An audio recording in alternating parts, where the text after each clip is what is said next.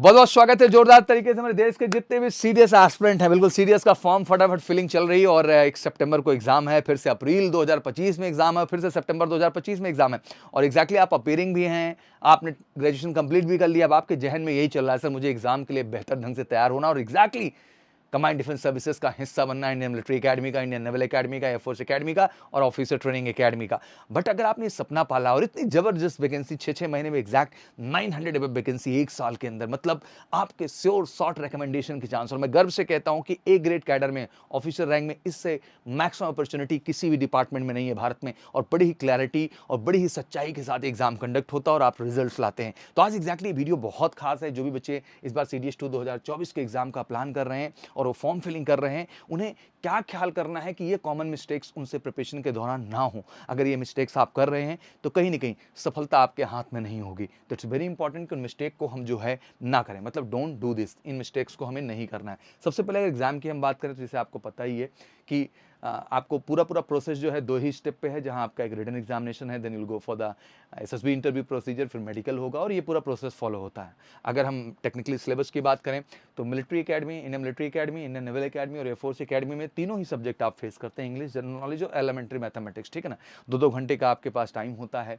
हर paper का और exactly जो आपके पास मार्क्स होते हैं वो 100 मार्क्स होते हैं। क्वेश्चंस भी आपके पास इंग्लिश और जनरल नॉलेज में 120 बट मैथ में आपके पास 100 क्वेश्चंस होते हैं। तो एग्जैक्टली आपको ओवरऑल आई में जैसे एग्जाम में बेहतर स्कोर करना है तो एटलीस्ट 50% का आंकड़ा तो आपका होना ही चाहिए कि हाँ 150 मार्क्स या 150 एबव मार्क्स तो आपको स्कोर करने ही करने हैं, जो आपकी प्रायोरिटी लिस्ट में होना चाहिए। बट वही जब हम ओटीए की बात करते हैं तो आपको मैथमेटिक्स में कोई टेंशन लेने का जरूरत नहीं, केवल इंग्लिश और जनरल नॉलेज। तो बहुत सारे बच्चे हैं जिनके मैथमेटिक्स बहुत स्ट्रॉन्ग नहीं है, वो डरते हैं, तो उन्हें घबराने की जरूरत नहीं। आपके पास ऑप्शन है कि आप इंग्लिश एंड जनरल नॉलेज के माध्यम से आप ओटीए का हिस्सा जरूर बन सकते हैं। बट आज बेसिकली मैं किन विषय पे बात करने आया हूँ, मेरा आज का जो टॉपिक है वो यही है कि ऐसी कौन सी चीज है जिसका हमको ख्याल रखना है। सबसे पहले following lot of study and equal to aimless study.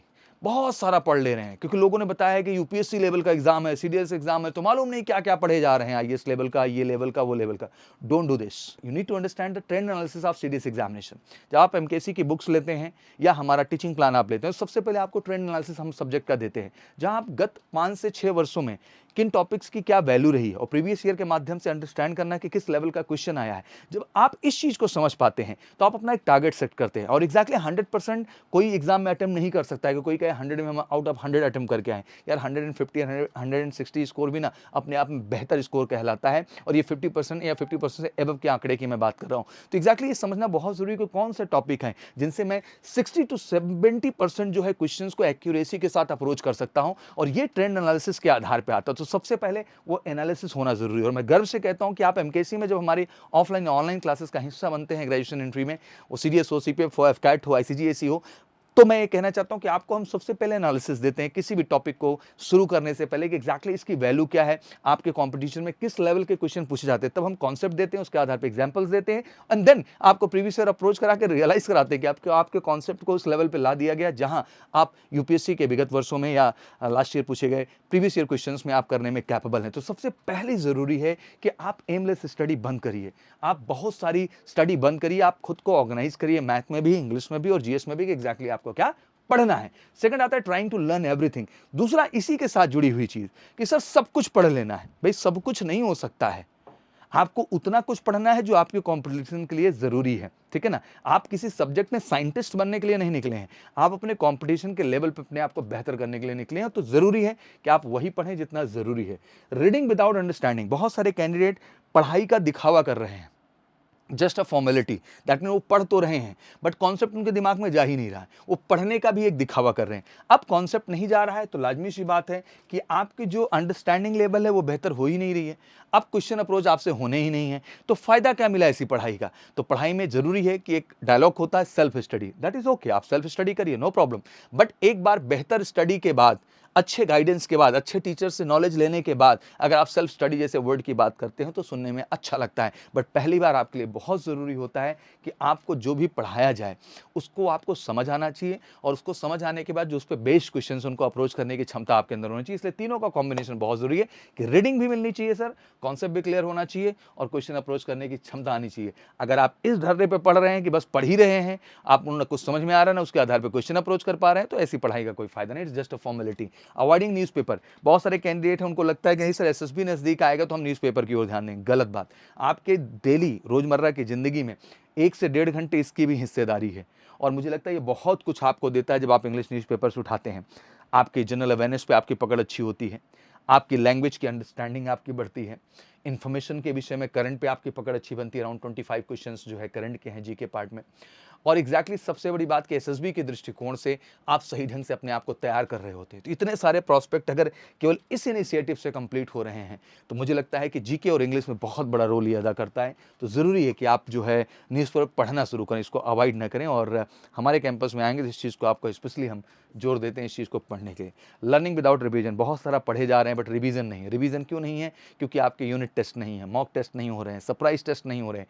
तो ज़रूरी है कि हर वीक आप किसी न किसी टेस्ट से ज़रूर गुजरें। वो टेस्ट आपको आपके जो है रिवीजन की ओर मोटिवेट करता है। आप लर्न बहुत कर ले रहे हैं, रिवीजन नहीं करें, बट टेस्ट होता है तो उसके बहाने आपका रिवीजन होता है। और एमकेसी कैंपस में ये पॉलिसी भी हमारी ऑफलाइन ऑनलाइन दोनों ही स्टेज पे कि हम जो भी चीज़ें आपको पढ़ाते हैं उसको पढ़ाने के बाद उस चीज़ पे हम आपका टेस्ट कंडक्ट करते हैं, यूपीएससी मतलब सीडीएस लेवल का। तो एग्जैक्टली उस टेस्ट के माध्यम से आप ऑटोमेटिक रिवीजन करते हैं अपने स्कोर को बेहतर करने के लिए और ये आपके लिए ताकतवर इनिशिएटिव हो जाता है। Experimenting on the day of examination, बहुत लोग सारा एक्सपेरिमेंट जो एग्जाम का दिन है उसी दिन शुरू करते हैं। लाइक सर उन क्वेश्चंस को भी कर दे रहे हैं जिनमें थोड़ा थोड़ा शक है। नहीं यार, एक्यूरेसी मेंटेन करना बहुत ज़रूरी है।